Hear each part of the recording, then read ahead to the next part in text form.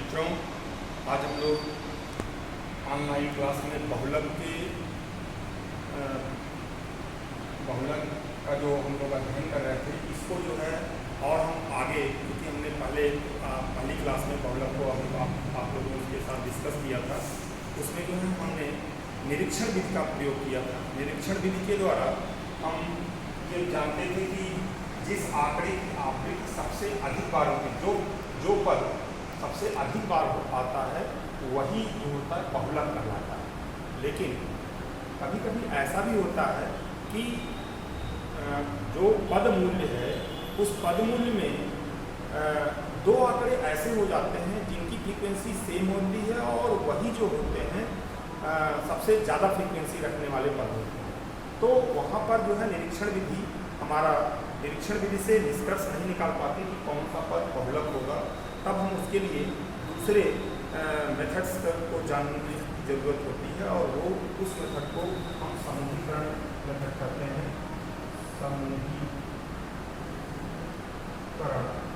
समूहीकरण विधि से तो है उसका हम मान निकालते हैं उस बहुलक का। तो समूहीकरण विधि क्या होती है और कब हम इसका प्रयोग करते हैं, तो यहाँ पर दिए गए आंकड़े में बहुलक कौन सा होगा। यहाँ पर हम ये देख रहे हैं कि पद मूल्य ऊपर दिया गया है और आवृत्ति जो है उसके नीचे दी गई है। यहाँ पर 8 लिखा हुआ है पद मूल्य में और आवृत्ति 5। इसका कहने का ये मतलब है कि 8 जो है ये 5 बार आया है। इस तरीके से 8 की आवृत्ति 5 बार हुई है और 9 की आवृत्ति 6 बार हुई है। तो 9 जो होगा इस तरीके से, ये 9 की आवृत्ति 6 बार हुई है, 8 की आवृत्ति 5 बार हुई है। इसी तरीके से 10 की आवृत्ति 8 बार हुई है, 11 7 बार इस सीरीज में आया है, 12 9 बार आया है, 13 8 बार आया है, 14 9 बार आया है और 15 6 बार आया है। तो अगर हम इस तरीके से इन्हीं पदों का अगर हम निरूपण करना चाहें तो इसको जो है हम इंडिविजुअल सीरीज कहेंगे, जबकि इस सीरीज को हम डिस्क्रीट सीरीज कर सकते हैं। ये डिस्क्रीट सीरीज है और इसी को अगर हम इस तरीके से लिखेंगे तो वो इंडिविजुअल सीरीज हो जाती है। अब यहाँ पर हम ये देखते हैं कि सबसे अधिक आवृत्ति कौन सी है। हमने ये देखा कि यहाँ पर 9, ये जो जितने नंबर लिखे गए हैं उसमें सबसे बड़ा नंबर जो है 9 है। तो 9 जो है 5 से भी बड़ा है, 6 से भी बड़ा है, 8 से भी बड़ा है, 7 से भी बड़ा है यहाँ पर। लेकिन हम यहाँ पर अगर ये 9 नहीं होता तो हम ये कह सकते थे कि 12 जो है इस आंकड़े का बहुलांश होगा। लेकिन हम यहाँ पर दो पद ऐसे दो बार 9 की आवृत्ति हुई है। यहाँ पर 9 12 के साथ भी है और 14 के साथ भी 9 है, मतलब 12 भी 9 बार आया है और 14 भी 9 बार आया है। इस तरीके से हम निरीक्षण विधि द्वारा ये नहीं कह सकते कि इसका बहुलांक 12 होगा कि 14 होगा, क्योंकि निरीक्षण विधि हमारी वहाँ यूज होती है जब आवृत्ति रिपीटेड न हो। अगर आवृत्ति रिपीट हो गई तो निरीक्षण विधि फेल हो जाती है, तब हम समूहीकरण विधि का प्रयोग करते हैं। तो अब हम आपको बताना चाहेंगे कि समूहीकरण विधि क्या होती है। समूहीकरण विधि से कैसे हम बहुलक को निकालते हैं। तो समूहीकरण विधि के 3 चरण होते हैं। पहला होता है इसके 3 चरण होते हैं। 3 चरण होते हैं। पहले चरण में हम लोग समूहीकरण सारणी बनाते हैं।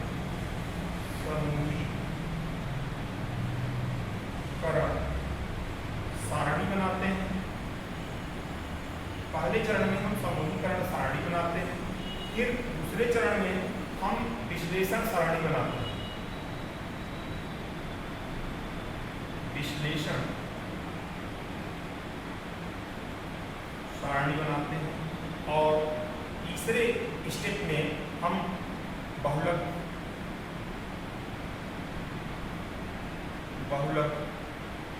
को ज्ञात करना होता है, और वो है निरीक्षण विधि से।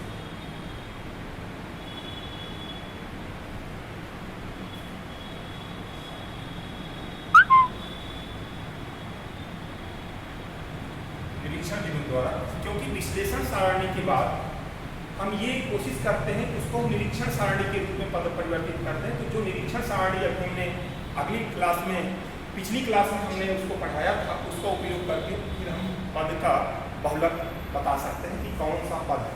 तो हमने ये देखा कि समूहीकरण विधि के 3 चरण हैं। पहला चरण है समूहीकरण सारणी बनाना, फिर विश्लेषण सारणी बनाना, फिर बहुलक को ज्ञात करना निरीक्षण विधि द्वारा। तो समूहीकरण सारणी कैसे बनती है, फिर समूहीकरण सारणी के द्वारा फिर विश्लेषण सारणी उसकी मदद से हम कैसे बनाते हैं, फिर बहुलक को कैसे ज्ञात करते हैं। तो आइए हम यहाँ पर हम सबसे पहले समूहीकरण सारणी बनाना सीखें कि समूहीकरण सारणी कैसे बनती है। तो समूहीकरण सारणी बनाने के लिए समूहीकरण सारणी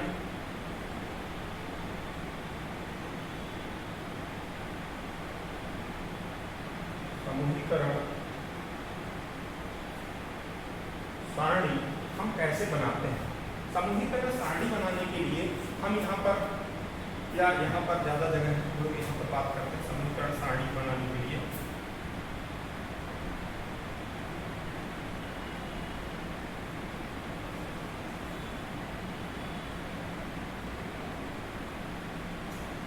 समूहीकरण सारणी में यहाँ पर हम लिखते हैं पद मूल्य, और यहाँ पर लिखते हैं आवृत्ति,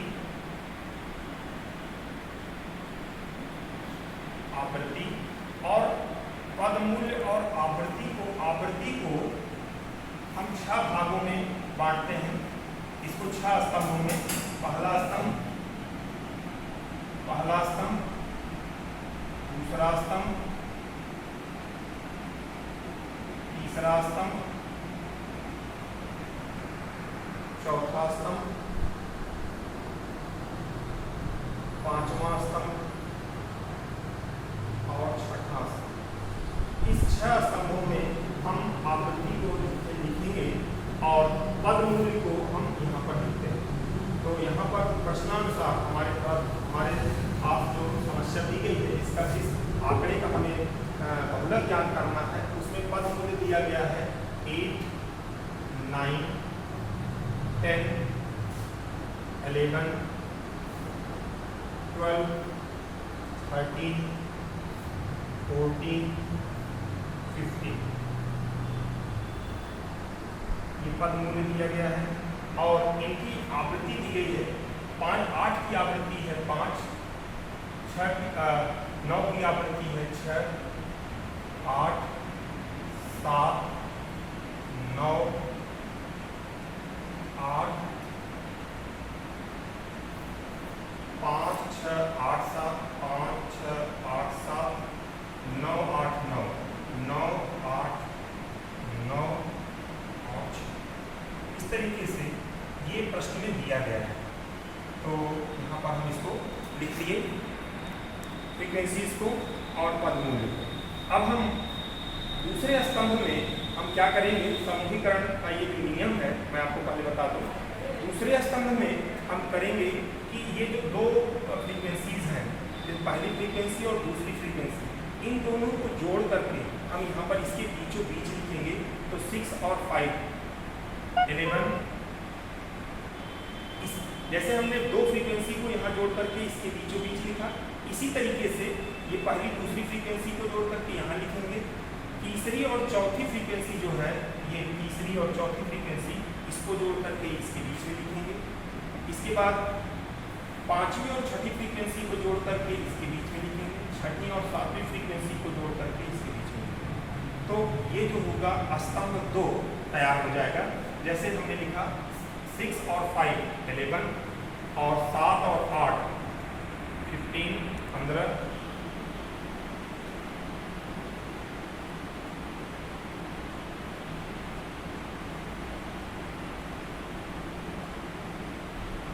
यहाँ पर देखिए हमने स्तंभ 2 कैसे लिखा। स्तंभ 2 को लिखने के लिए पहली और दूसरी फ्रीक्वेंसी, पहली और दूसरी आवृत्ति जो है इसका योग, तो 6 और 5 11, और तीसरी और चौथी आवृत्ति का योग जो होगा 7 7 14 1 15, और 5वीं और 6ठी फ्रीक्वेंसी का योग जो है 8 × 16 1 17, और ये इन दोनों फ्रीक्वेंसी का योग जो होगा ये होगा 9 और 6 15। इस तरीके से हम स्तंभ 2 को बनाते हैं। अब स्तंभ 3 में क्या करेंगे कि पहली फ्रीक्वेंसी को यहाँ पर इसको इसके साथ नहीं, पहली फ्रीक्वेंसी को छोड़ करके हम दूसरी फ्रीक्वेंसी और तीसरी फ्रीक्वेंसी माने 6 और 8 इसको जो है ऐड करेंगे, यानी दूसरी फ्रीक्वेंसी और तीसरी फ्रीक्वेंसी को ऐड करेंगे, जो आएगा उसको यहाँ लिखेंगे। तो 8 और 6 14, ये दूसरी और तीसरी फ्रीक्वेंसी हो गई। पहली फ्रीक्वेंसी छोड़ करके ही हम लिखते हैं, दूसरी और तीसरी फ्रीक्वेंसी हो गई। फिर तीसरी फ्रीक्वेंसी के बाद आता है चौथी फ्रीक्वेंसी है 7 और पांचवी फ्रीक्वेंसी है 9। इसको जोड़ेंगे तो 7 और 9 1 10 6 16 ये हो जाएगा 9 इस तरीके से। और फिर हम पहली फ्रीक्वेंसी को छोड़ करके दूसरी तीसरी फ्रीक्वेंसी को लिए उनका योग, फिर चौथी और पांचवी फ्रीक्वेंसी को लिए इसका योग, फिर छठी और सातवीं फ्रीक्वेंसी को लेंगे, ये 8 और 9 इसका योग क्या होगा 8 2 16 17 ये होगा। और ये जो बच गया 6, क्योंकि इसके साथ कोई इसका कॉम्बिनेशन नहीं बन रहा है इसलिए इसको हम छोड़ सकते हैं, यहाँ पर हम इसको छोड़ दिए। और ये स्तंभ 2 हमने इसका स्तंभ 2 का निर्माण किया। स्तंभ 2 का निर्माण हमने कैसे किया फिर से एक बार आपको बता दें। स्तंभ 1, स्तंभ 2, स्तंभ 3 का निर्माण हो चुका है। स्तंभ 1 का निर्माण तो हमने ये देखा कि जो फ्रीक्वेंसी यहाँ पर प्रश्न में दी गई है उन्हीं सब फ्रीक्वेंसीज को यहाँ पर हम पदमूल्य के करस्पॉन्डिंग उसके सामने उसको जैसे जैसे था प्रश्न में वैसे ही हमने लिख दिया। तो ये स्तंभ 1 का निर्माण हो गया था। स्तंभ 2 में हमने क्या किया था, दो फ्रीक्वेंसीज का योग करके इसको हमने यहाँ पर उसके बीचों बीच हमने यहाँ पर लिखा है। स्तंभ 3 के निर्माण में हमने किया कि पहली फ्रीक्वेंसी को हमने छोड़ दिया और फिर दो का कॉम्बिनेशन बनाया। जैसे पहली फ्रीक्वेंसी को हमने छोड़ा 5 को, फिर दो फ्रीक्वेंसी 6 और 8 का योग एक साथ, 7 और 9 का योग एक साथ, 8 और 9 का योग एक साथ, ये 6 बच गया, इसको हमने छोड़ दिया। इस तरीके से स्तंभ 3 का निर्माण हो गया। अब हम स्तंभ 4 के निर्माण में क्या करेंगे, स्तंभ 4 के निर्माण में हम ये करते हैं कि हम 3-3 का पेयर बनाएंगे। पहले 3 फ्रीक्वेंसी का पेयर, फिर दूसरी 3 फ्रीक्वेंसी का पेयर, फिर तीसरी फ्रीक्वेंसी का पेयर, ऐसे ही बनाते जाएंगे। जहाँ पर पेयर नहीं बनेगा नीचे उसको हम छोड़ सकते हैं। जैसे यहाँ पर हम देखते हैं कि यहाँ पर 3 फ्रीक्वेंसी बनाएंगे, 3 फ्रीक्वेंसी का पेयर, तो 5, 6 और 8 का योग क्या होगा यहाँ पर लिखेंगे। तो 8 6 14 और 5 19 ये हो गया। तो यहाँ 5 6 और 8 का योग हो गया। इसको ऐसे लिखें तो ज़्यादा अच्छा होगा, क्योंकि अभी हम विश्लेषण टेबल जब बनाएंगे तो वहाँ पर दिक्कत ना हो। तो 5 के सामने 5, 6 के सामने 6 और 8 के सामने 8। तो इन सब का योग जो होगा ये जो होगा 8 6 14 और 5 19, ये इसके सामने लिखते हैं। फिर यहाँ 8 तक हो गया। अब हम 7 9 और 8 का योग करेंगे तो 8 19 16 8 24, ये 24 हो जाएगा। 7 9 और 8 का योग, 7 9 और 8 का योग 24 हो जाएगा। और इसके बाद जो है यहाँ पर 9 और 6 दो ही बचे हैं, तो क्योंकि 3 होता तो एक पेयर बनता, क्योंकि 3 का कॉम्बिनेशन नहीं बन पा रहा है, इसलिए इसको हम यहाँ पर ऐसे ही छोड़ देंगे। फिर इस तरीके से ये जो बना ये चौथी टेबल फॉर्म हो गई। पांचवी टेबल हम क्या करेंगे, पांचवी टेबल में भी हम लोग 3-3 का पेयर तो बनाते हैं। जैसे 5 6 8 का जैसे 3-3 का कॉम्बिनेशन, 3-3 का जो कॉम्बिनेशन है यहाँ भी वही बनेगा और यहाँ भी वही बनेगा, उन्हीं का योग। लेकिन इसमें पहले फ्रीक्वेंसी को छोड़ देना होता है। पहली फ्रीक्वेंसी को छोड़ करके 3-3 का कॉम्बिनेशन हम करते हैं। पहली फ्रीक्वेंसी छोड़ दिए, 5 इसका मतलब छूट गया, तो बचा क्या 6 8 और 7 बचा। इसका योग होगा 6 8 और 7 का। फिर 9 8 9 9 8 9 का योग, तरीके से। तो देखिए केवल 2 पेयर बने, 2 कॉम्बिनेशन बना। पहली फ्रीक्वेंसी को छोड़ करके, पहली फ्रीक्वेंसी हमने यहाँ पर छोड़ दिया, दूसरी, तीसरी और चौथी फ्रीक्वेंसी को माने दूसरी फ्रीक्वेंसी अच्छा है 8 और 7 का योग जो होगा क्या होगा 21 और यहाँ पर होगा ये मतलब 26। इस तरीके से ये 2 पेयर बनेंगे 9, 8, 9। यहाँ पर भी 6 छूट गया, इसको हम ऐसे रखते हैं। तो ये 5वां स्तंभ तैयार हो गया। अब छठे स्तंभ में क्या होता है, पहले और दूसरे दोनों फ्रीक्वेंसी को हटा देंगे और फिर 3-3 का पेयर बनाएंगे। तो पहली फ्रीक्वेंसी 5, दूसरी फ्रीक्वेंसी 6, ये दोनों हट जाएगा। अब 3-3 का पेयर बनेगा तो 8, 7 और 9 एक पेयर में होगा और दूसरे पेयर में होगा 8, 9 और 6। तो पहला कॉम्बिनेशन हम बनाते हैं 2 फ्रीक्वेंसी को छोड़ करके। हम 2 फ्रीक्वेंसी यहाँ पर हमने चाहे इसको क्रॉस कर दें, चाहे ऐसे हम डॉट ऐसे लगा सकते हैं। ये भी एक सिंबल है, जो आपको अच्छा लगे आप उस तरीके से कर सकते हैं। तो 2 फ्रीक्वेंसी को हमने छोड़ दिया, 5 और 6 को। अब फिर 3-3 का कॉम्बिनेशन बनाएंगे। ये हो जाएगा 8, 7 और 9 का एडिशन क्या होगा, और दूसरे में होगा 8, 9 और 6। देखिए 5 और 6 2 छूट गया, 8, 7 और 9 यहाँ पर हो गया, और 8, 9, 6 यहाँ पर हो गया। इन दोनों का योग क्या होगा, तो यहाँ पर हम देखें 8 2 16 24, ये 24 हो गया, और 8 2 16 17, 17 3 20 3 23 20। ये जो बना इसको हम कहते हैं समूहीकरण सारणी। अब समूहीकरण सारणी जब बन करके तैयार हो गई तो फिर इसके बाद हम इसका विश्लेषण सारणी बनाएंगे। और विश्लेषण सारणी कैसे बनाते हैं आइए हम आपको बताएं कि विश्लेषण सारणी बनाया जाए।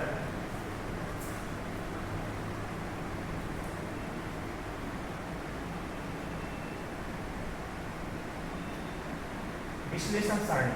अब विश्लेषण सारणी को हम कैसे बनाएं?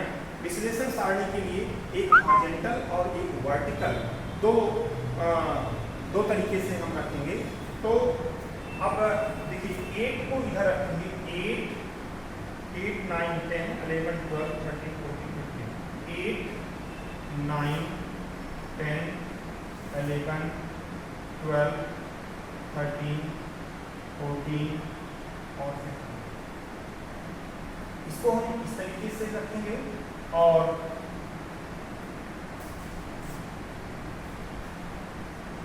कौन कितनी बार आया है इसको हम बताएंगे। जैसे देखिए अब हम विश्लेषण सारणी में करते क्या है, विश्लेषण सारणी में 8, 9, 10, 11, 12, 13, 14, 15 ये जो पद मान है, पदों के जो मूल्य हैं, इन पद मान को हमने ऐसे लिख दिया।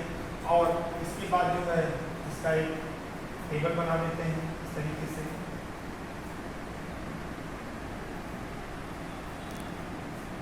बन गया। अब इस टेबल के द्वारा हम ये देखते हैं किसकी आवृत्ति सबसे अधिक है।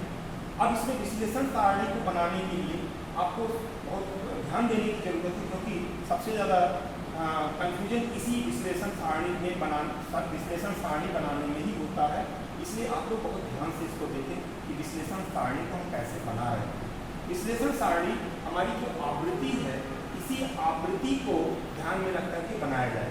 जैसे इसमें करते क्या है, हम ये देखते हैं कि पहले वर्ग में पहला स्तंभ जो है, इस स्तंभ में सबसे अधिक बारंबारता किसकी है, उस बारंबारता को हम हाईलाइट करें। जैसे पहले स्तंभ में हम ये देख रहे हैं यहाँ पर 9, ये जो 9 है इसकी बारंबारता सबसे अधिक है।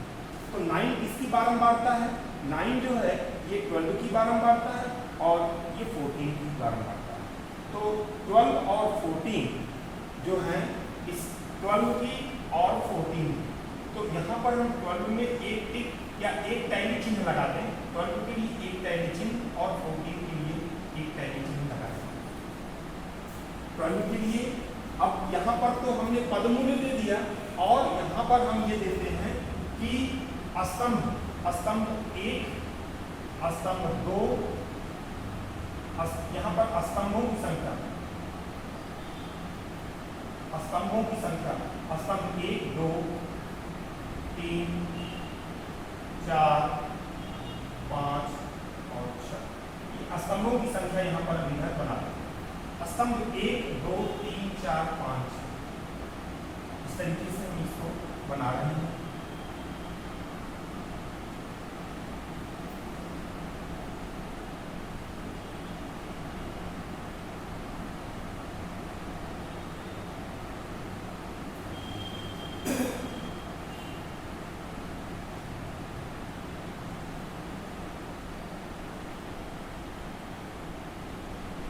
यहाँ पर हम पद मूल्यों को इस तरीके से और स्तंभों को इस तरीके से रिप्रेजेंट करके अब हम इसको विश्लेषण सारणी बनाने की बात कर रहे हैं।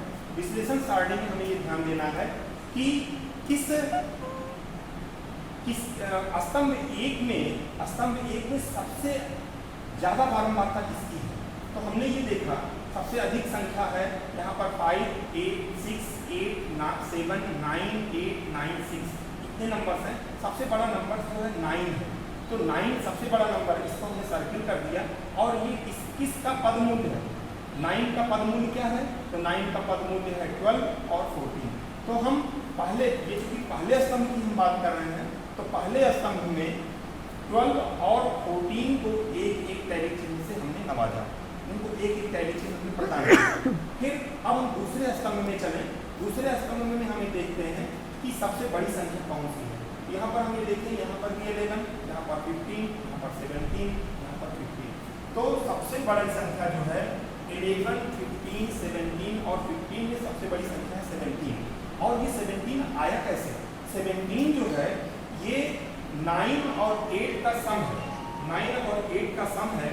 तो 8 2 16 17 इन दोनों का सम है। इसका मतलब इन दोनों का जो पद मूल्य क्या है, इन 9 और 9 जो बारंबारता और 8 जो बारंबारता है, इसकी बारंबारता है, उसका पद मूल्य क्या है, ये 12 और 13 की बारंबारता है।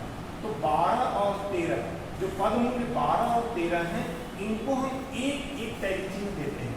तो 12 को भी हमने एक टैली चिन्ह दे दिया और 13 को भी हमने एक टैली चिन्ह दे दिया। ये किसके लिए दिया, क्योंकि स्तंभ 2 में 17 सबसे बड़ी संख्या है और 17 किससे मिला, किससे बना, ये 17 जो है 8 और 9 का सम है। तो और 8 और 9 क्या है, ये पद मूल्य 12 और 13 जो है उनकी बारंबारताओं का योग है। इसलिए